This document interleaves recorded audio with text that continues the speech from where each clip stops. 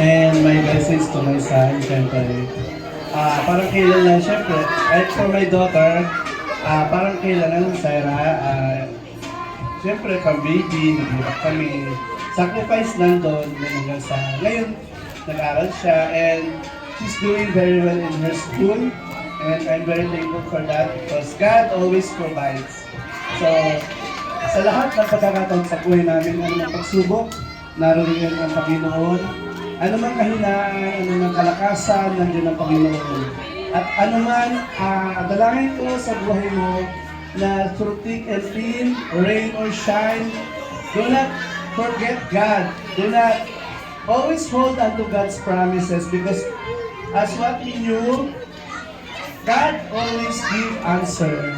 God answers prayers, and God provides. He heals, He is everything. So always follow God's path and know God's wisdom. Kasi I believe and we believe that with God, everything is possible and everything is attainable. Whatever the desire of your heart, when you lean it unto God, we can achieve it, you can achieve it. And sa lahat ng nilalais na puso mo, lagi mong isipin God first before anything else. Laging unahin ang Panginoon, gayon din sa lahat ng mga nakakapakinig. This is just a message from our family that we need always to trust God in every plans that we have, in every problems that we have. Lagi sa Panginoon lang tayo. Sa ngayon, maraming problema, pero we believe and I believe that through God, we can achieve it. Amen.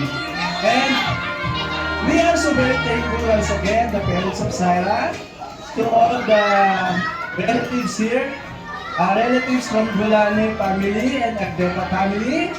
Thank you. Friends of Sarah, Jesus is Lord and God Church.